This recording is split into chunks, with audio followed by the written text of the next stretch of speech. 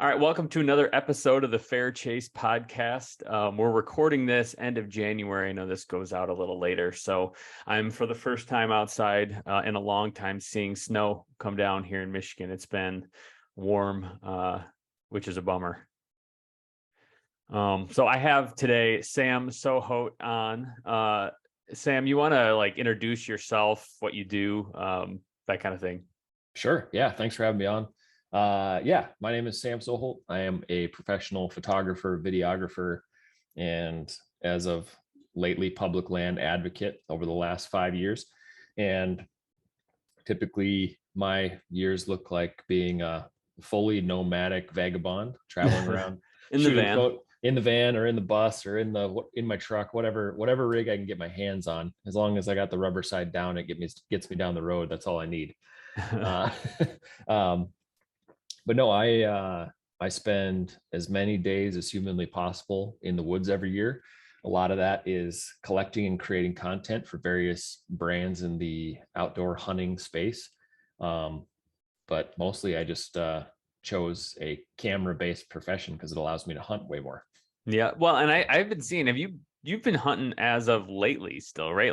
Yeah. Right? Yeah. So if I didn't travel enough, my wife started doing travel occupational therapy. So this is her second rotation. The first one was in Idaho.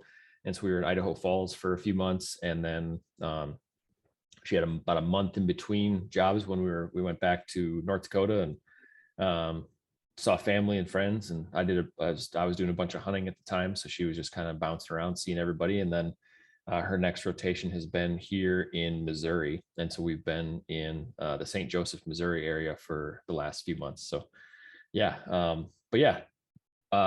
this deer season, I couldn't talk myself out of buying a late season deer tag in Missouri. So it ended on Sunday, the 15th.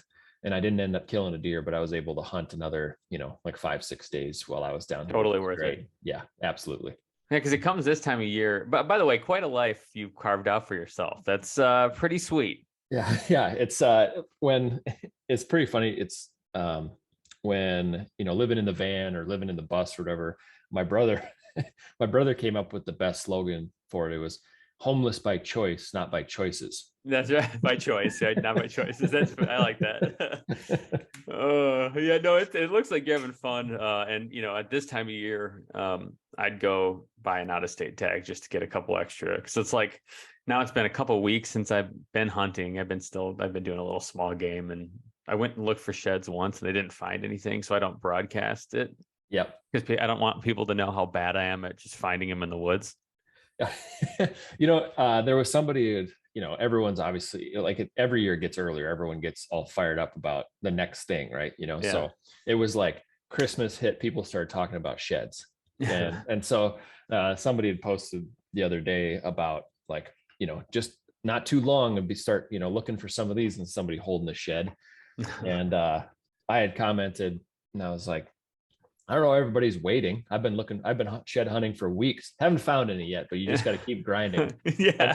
And I was like, I just wish there was a sarcasm font. Yeah, right. Stuff. Cause it's like, you can go walk around in the woods. It's okay. That's exactly right. Yeah. I love that. What's up? We are going to thank a few of these sponsors that help make this beautiful show a reality for all of you. So Here we go.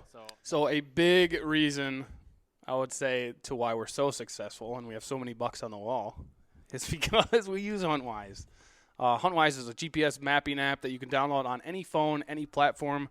You can look up public land huntings, ORV trails. You can get the weather.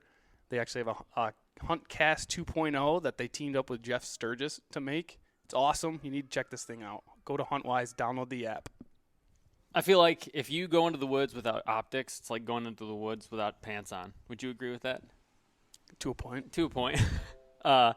We are huge fans of running binoculars, spotting scopes, and different things when we hunt, even whitetail. I bring binoculars out every time I go. We choose Vortex Optics because they make the best glass in the business. They have an amazing warranty, super clear glass, super helpful people that work there. Also, If you want to rep some sweet Vortex swag like this warm shirt on a nice fall day, head over to Vortex Wear, thank you, and use the promo code TFC20 for 20% off your purchase.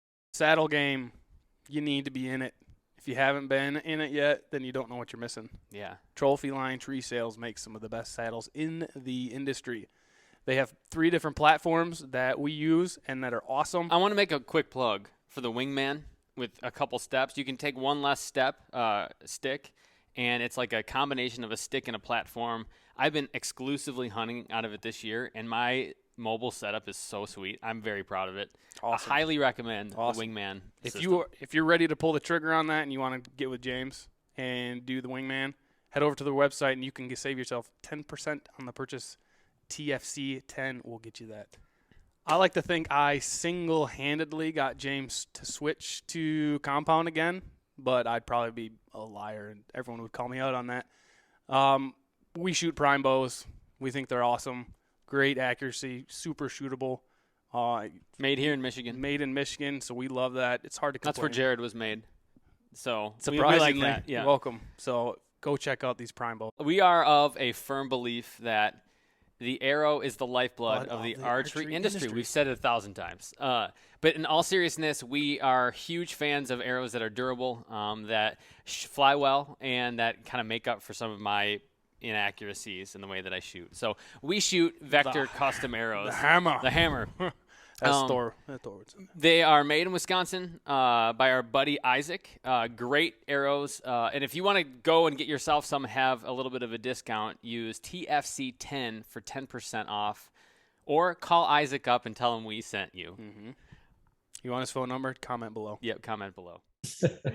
So you are North Dakota based. Currently, right? Yeah. Okay. Yeah. Yep. I was a Montana resident for a lot of years, and my wife was in grad school in North Dakota, and then she took a full-time job back in the Fargo at the hospital in Fargo. So we moved back to where both of us went to college, and now have we bought a house there, which is now an Airbnb. Oh, so nice. Yeah. It was like I bought a house to be more nomadic, which has been great. Yeah, you get somebody. Yeah, exactly. My brothers do the same thing. He's leaving for like 6 weeks to Texas, and the Airbnbs and his place out in the meantime. So, I mean, if you can make it work, it's pretty sweet. That's right. Yeah. But North Dakota based at the moment, and then just hopping around the country, following my wife around while she chases her dream of doing travel OT. And I get, it doesn't really matter where I live, as long as there's woods and water, I can go out and shoot photos and spend time doing what I do. Yeah, that's sweet. So over the last year, so I have 2 questions. One I told you about ahead of time, one I haven't told you about yet. Okay. The first is, so you do a lot, you're traveling a lot, you're doing a lot of hunting. People who have followed you can see you've been Alaska to, all over the place, right? Like, if you had to pick, you could only do one hunt in a year. Like you had, everything else stripped away. You got to do one hunt. What would it be? Family whitetail camp. Whitetail camp. Yeah. We started, we didn't do it growing up. Like, we honestly didn't do a ton of deer hunting growing up, but over the last, I'm trying to think of what year was the first year we did like the deer camp. It was probably 2017, 16, 17, somewhere in there. We kind of started having more of a family week where we do, a week or 2 a year where it's typically my dad, brother, uncle, and me. And then now my brother-in-law is in the fold. He started archery hunting too. So nice. 4 or 5 of us every year doing this thing. But man, that trumps everything else. It's just like looking forward to that like yearly tradition. And like we now have a name for the camp, like that, and we have like a trophy that we give out, and like like since my brother and I own a shirt company, like we make custom t-shirts and hoodies for the year each year. So it's been like that is awesome. Yeah Super fun. It's usually a theme too, when favorite hunts usually have something to do with who you're hunting with. All right, the other question, which I didn't tell you about ahead of time, the question of the month. So this has ranged from silly to absurd to just, nice. This is more of a nice question. The other ones were like, what's a piece of gear in your pack that you carry that you don't ever use? Or, what's your least favorite hunt? Or if you could have one superpower for hunting, it could smell, see, or hear you. Those are things we've discussed. Right now, I want to know, what was your hunting highlight from last year? 2022? Oh, hunting highlight from 22. It's, your season technically just ended? Just you ended. just finished, right? Yeah. So reflecting back. I think, it came, Josh, my older brother, and I did a Kodiak blacktail hunt. And I think that was probably the highlight of this year, which is like this year I was full of pretty awesome trips and a lot of cool stuff happened. But man, there was just something like we went up there, you fly out to the boat, you hunt for, like it was 5 or 6 days of hunting. We filled 3 of the 4 deer tags that we had. And the last day, like the goal was kind of, we want to go up there. We wanted to try to fill our deer tags and then be able to go sea duck hunting. Yeah. And so the last day, even though I hadn't filled my second deer tag, I was like, let's go duck hunting. Like, that's, it was a really hard choice, but we kind of like motored our way back to Kodiak. And like, I just wanted to, didn't want to go hunt more pressured deer. And it was like, let's go duck hunting. It was kind of part of the reason we came up here. Right. And it was a like perfectly clear day, light winds, which we wish we would have had a little bit more wind, but we had lots of shooting all day. And there was a couple pods of whales in the bay with us as we're shooting sea ducks. We're shooting harlequin and scoters and bufflehead. And Barrow's goldeneye. And then there's some does walking around up on the hillside. There's whales like breaching like in the bay. Like that, like forever will be one of the coolest days of hunting I've ever experienced. Incredible. And I don't know how many times Josh and I said it, just sitting there like, this is unreal. Like you're sitting on the beach, shooting ducks and just really enjoying the day. And you got like this whole scene unfolding in front of you. It was just very special time. Yeah. I haven't done a lot of duck hunting. Mostly just never grew up knowing somebody, but like the duck hunting that you see coming out of Alaska, especially around Kodiak, looks incredible. Well, and it's so different than like what we grew up doing or what really anybody in the lower 48 grows up doing, unless you live on the coast. Because when you're hunting like puddle ducks, if you're hunting mallards and whatever, you're focusing on the hide, you're focusing on the decoy setup, you're focused, like it's all of these little tiny details that lead to success, major scouting, whatever, like we just they drove us out to a point. The guide, like the boat captain, is a registered duck hunting guide. So he hung out on the beach with us and had his little inflatable kayak that he'd go retrieve birds with and whatever. And, you string the decoys out a little bit or whatever, but we're just like sitting on a log, like on the beach, like not hiding at all. And then you have all these divers and, sea ducks just come ripping into the decoys and stuff. It's just crazy. It was so much fun. Yeah. That's high on my list. We were looking at doing Kodiak this year. Mm-hmm. Didn't have ducks like on the plan, but we had to push the plan off, but maybe we add it. I think you should add it. Yeah. Yeah.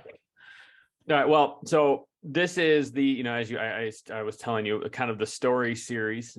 We've had a good time just hearing people's stories from, their family deer camp to crazy hunting stories to pooping in the woods with a, Boone and Crockett buck right in front of you. Lots of great stuff. Right. So the question I have for you is, Sam, like when you think of a great hunting story, something that you've lived, what comes to mind? Probably should have been more prepared for this question. I've been trying, yeah. I didn't give you a lot of time. No, it's okay. I have a hard time, picking just one hunt. But I think I'll just dive into one that's like fresh in my mind. And I, circle back to that family deer camp. And this year's was like especially cool. I didn't really know. I'm going to go back just a little bit. So, for the last 5-6 years, like as my wife was in North Dakota at grad school or whatever, I was spending a lot of time back in North Dakota. And so I was driving west to go Western big game hunt, elk, mule deer, whatever. So for the last, I've been driving, thousands of miles west to go hunt. Well, then this year I was like, okay, I live in North Dakota. I can just, why don't I just whitetail hunt? I'll just like deer hunt this year. I'll mule deer hunt, I'll whitetail hunt, but like, I'm just going to deer hunt. I'll hunt closer by North Dakota, South Dakota, Nebraska, Minnesota, like just kind of like hunt the big surrounding area, but not like do these major trips. Well, then sure. Ash got a job in Idaho and I had no elk tags, no mule deer tag in Idaho or Montana. And so I was driving like my first, well, I drove like 8 hours to go antelope hunt, had to drive back east, which, feels weird. And then had to drive like, well, it ended up being like 16 hours to go whitetail hunt. It's like, what am I doing? I'm driving east to go whitetail hunt. And so did a lot of whitetail hunting this year. And for me personally, the year was an absolute grind. Like I was in a tree or like 35 days. So, probably 70 plus sits before I finally connected on one. But that's not what made it special. What made it special was as we went into family deer camp, like I was like on the verge of losing my mind. and when it all comes down to it, the area that we hunt, I've been able to spend a lot of time in and scout and put boots on the ground. And, and then when it's family deer camp time, like I always pride myself in like trying, like being able to like, okay, the wind's out of the Northwest, you should go here, you go here, all right. Kind of, putting people in like, directing and traffic and whatever. So the first day of camp, the wind was going to go do a full 180, like midday, so it was like west wind in the morning and then east wind starting at about 11. And I have one spot that I found like 6 years ago that is perfect for an east wind. It's like the only wind you can hunt it on. And I always want my dad to, get a bigger deer than it, like I just always love like his excitement when he kills something. So last year and this year, same hole, same wind, same type of setup, middle of the day, I was like, all right, grab your stuff. We're going to go in. He hates heights. So typically he doesn't do a lot of tree stand hunting unless it's a ladder stand. And so we go into the spot, hike all the way in, and I get the sticks hung and get the stand up there and get him all settled in.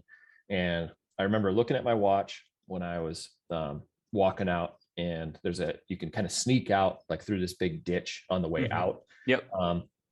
So looked at my watch, it was 12:58. And I was like, all right, perfect. 1 o'clock. Hopefully he has a, decent buck cruise by. And I got back to base camp or whatever and was hanging out and was just going to hop in the shower or whatever. And I got a text from my dad, and he's like, I think I killed one. And it was like, it was 125 at this point. And I was like, okay, I'll, so I threw my gear back on and go in, and, the deer hadn't run more than 40 yards. And so we get him taken care of and rolled back out and into the truck, and, everyone's celebrating, high-fiving or whatever. So then the next day my uncle's in camp, and I had a spot where the wind was going to be perfect for, we hadn't been in there that year, hadn't been in there this year. And I was like, all right, Jeff, we're going to get you in this tree. Josh was rolling across the country trying to get back to deer camp. Like, so you're kind of like showing up at a little bit different times. Yeah. And so we get in there, and I will tell you, it was, I've never hung a louder stand. Like I've never had like it was one of those times where everything goes wrong. So the tree I'd originally chosen was too big around for the tree stand straps. So I got the ladder up. It's one of those like pieced together ladders, which was already loud in the first place. So I'm like trying to be quiet, boom gong, and get the ladder up. Tree stand won't fit. So then I have to take the ladder back down after I tried to walk the 20-foot ladder. Sure. I was just going to ask if you did that. Yeah. It never works. I tried. Yeah. It never works.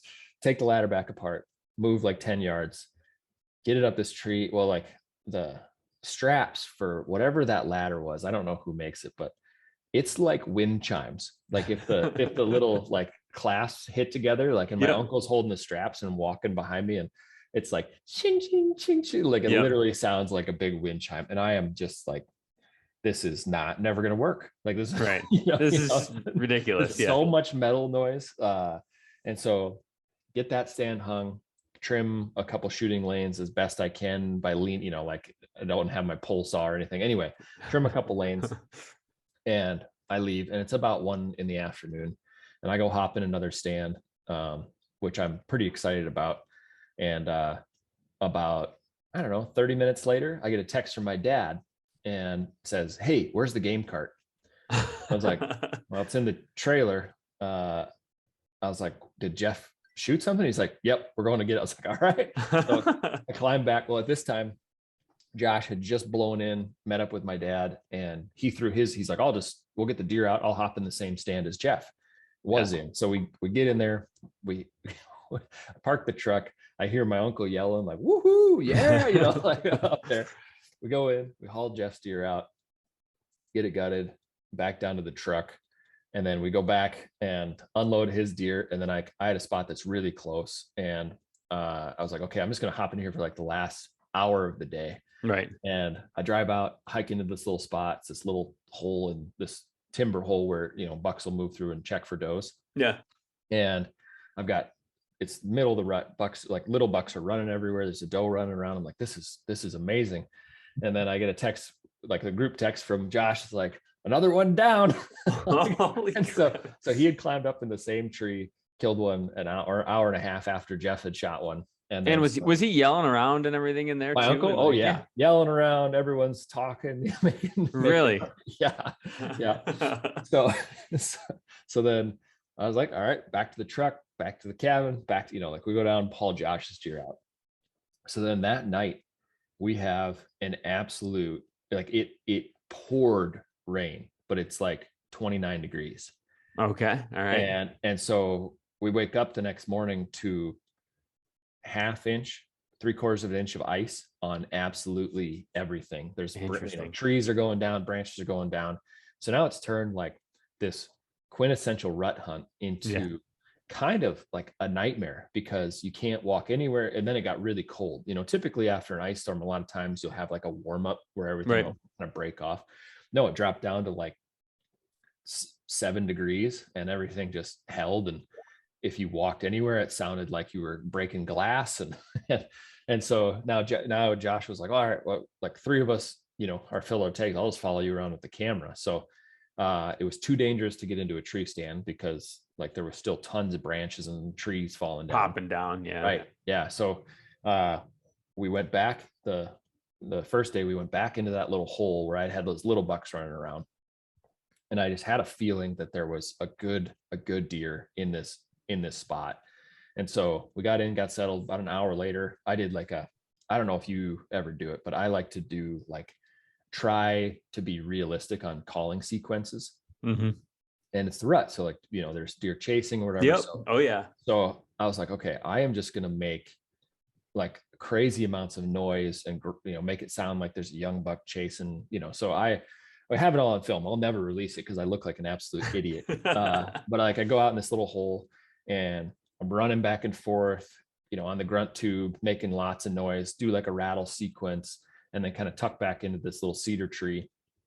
And I've got a heads up decoy on my bow, which I love. Oh, really? Yeah. Love to use it when I'm hunting from the ground. And about probably half hour later, that the big buck in that deal, or at least a big buck, walked right into that opening, but just cutting through. Like he was just coming to check on that noise. And I get drawn back, and I misjudged yardage a little bit, but not by enough to miss as bad as I did. And so what happened is I had that decoy on, and the antler on the decoy was hitting the cedar bough above my head. Oh, sure. It was pushing my bow down just a little bit. And so even though I was on him when I released, it pushed the bow down and left. And I mean, he was like probably a mid 150s deer, like would have been one of my biggest deer ever. And I just absolutely whiffed. Absolutely whiffed. And so at this point, like you can't hunt the trees. It's hard to go anywhere without making massive amounts of noise. Yeah. But I'm like, and at this point, I'm like over 30 days into, you know, like whitetail hunting and losing my mind. And so didn't kill anything the next day. And finally, like I was okay, well, we're just going to go into this spot. It's a little spot that we call the rooster stand. And I was like, we're just going to go into the rooster stand. We know that there's typically deer that transition through that area, you know, like there's some does that kind of live in there, but like, you know, typically it's a good spot for bucks. Like they come check it and then they leave. So man, we get in there and it's 15, 16 degrees, wind's blowing. You're walking in and it literally sounds like you're walking, like it's like in Die Hard when he's walking across the glass, like just but it's just loud. And we get in there we already have a stand in a tree, but have to hang one for Josh because he's going to film. Right. And so I get up, get a stand hung, and I hung it a little bit too high, so he couldn't stand. He had to sit. Sure. It was like a bow, you know. I was like, dang it, you know, I kind of messed it up. But anyway, and then the stand that we hung had been left outside in the rain, and he didn't have his outer layer on yet. So we get up there, he sits down, and it was ice, and then he melted it, so his ass was all wet. So it's cold, he's wet, like frozen to the tree stand basically. And like I think I even said like, well, this isn't going to work. Like how loud we were getting in there. It's like I was just like kind of demoralized, and I was like, well, let's just sit it out, I guess, you know. And eventually just caught a little bit of movement, and it was a doe, and then it sounded like you couldn't see it, but it sounded like there may have been something chasing her around a little bit, or she like kind of ran, like it kind of like looked like maybe there was another deer with her. And so I let out some soft grunts just to see if I could, you know, maybe like pull that buck, if there was a buck with her, pull the buck in. And I don't know if you've seen this before, but it's probably the 4th or 5th time that I've had it happen. And I guarantee that this doe ran a screenplay. Like I have had doe, like when a doe is feeling harassed, I have had does, I think they know that the hunter is there, or they like, oh, they think they hear another buck, and they're like, oh, I just got to get this buck off me, you know. And like they'll drag the buck past wherever the sound came from, because they're like, I'm just tired of dealing with this, and like hopefully he'll get in a fight, like distracted, I can leave. So the doe comes out, there's a little path out in front of the stand, and she comes into the opening and then bounds past, like, you know, where we're sitting. And then interesting, he walks down the trail, stops in a scrape, I come to full draw, and then he proceeds to, I was like, oh, he's just going to like follow her right through the opening and I'll shoot him at 15 yards. And he proceeds to stand there facing me for, I was at full draw for over 2 minutes. Really? Until he finally, he's like messing around, eating a leaf, like just like taking his sweet time. But yeah, finally turned sideways, and I was able to get a good shot off on him, and he ran off and died. But like that morning sucked so bad until it didn't. Yeah, like, right. but yeah, that's you know, my most recent favorite hunting story, because it was just like, even if I hadn't shot one, like the fact that I was able to hang stands in these places for like the rest of the crew to like have success and like be part of this whole thing, like to me that is so much cooler than just going out and shooting something. Well, it's kind of validating your skills, right? You know, it shows that you're part of hunting too, is just like being good at it. Like I like the practice and like the challenge of trying to be good at figuring out where deer go. Yeah, it's just this constant, and that's the best part, is it's a constant puzzle that you're just trying to find those pieces that all fit together. And more times than not, I feel like I'm really bad at being, you know, putting a puzzle together. Right. But when it does, man, it's just, there's something so satisfying about like when it all goes right. Yeah, and just been like, knowing that you kind of figured it out, or maybe you were just totally lucky. You know, I always, you know, you know, and you mentioned making noise when you rattle. Jared, my partner at the fair and the fair chase, he has what we call the patented buck run that he's been doing. It's the same deal. Like he'll like the soft, and he'll run around the woods and just plop down, and deer will come to that noise. Yeah, because like of course it sounds like that when a deer runs through the woods. Like they're not silent and just grunting and not moving at all. No, and when they're chasing like that time of year, man, it is loud. You can hear them coming from a long way off, you know, crunching leaves and breaking branches, and they're not worried about sneaking through the woods. Like there was some guys from when I worked at Midwest Whitetail way back in the day, there were some guys from Wisconsin that, I don't know if they called it this, maybe that's just what we call it, but it was the Schleter brothers. We call it the Schleter shuffle, because they would be there'd be one of them that was one of them would be on the bow. Yeah. And the other one would be on the antlers, and he'd be rattling, running around, breaking sticks, stomping, doing everything, and then would come back and get behind the camera. And it worked. Like those guys had lots of success just making that noise. I mean, like I can't tell you how many stories I have of like deer coming to noise. So right. Yeah. It's funny how it goes. And you couple that with the fact that just because it feels like you're out. Bad conditions, made too much noise getting in. It just, you never know what's going to happen out there. That's right. Yeah. What were the dates for this? November 9th through the 12th. First deer was killed on the 9th. Last year was killed on the 12th. So we did it pretty quick this time. And that's how it goes for those kinds of things. That those little windows. That's one of my favorite couple day periods of the whole year. It's right in that.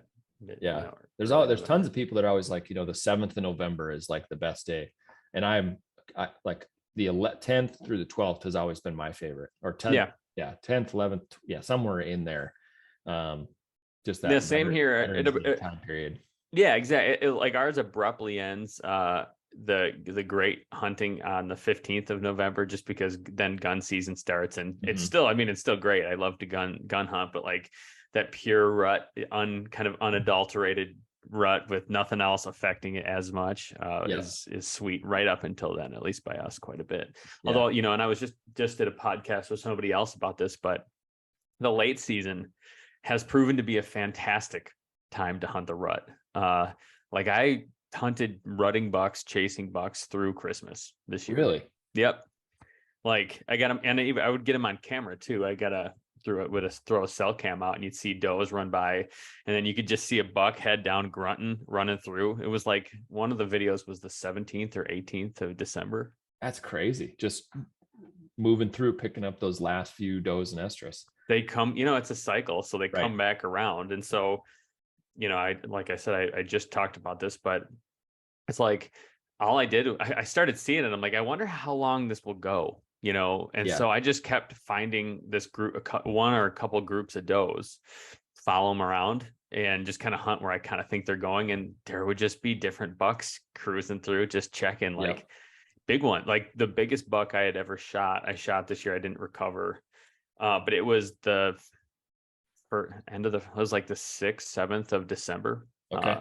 He had been shot already on one side, and he was 3-legged chasing does December, like I said, 6, 7, something like that. Yeah. Well, I'm bummed he didn't get him, but that's, it's fun to still learn and just see that, like I said, what the rut looks like. But well, hey, I know we're coming up on time here, but I want to make sure people follow you because you do some really great stuff. You put out great media.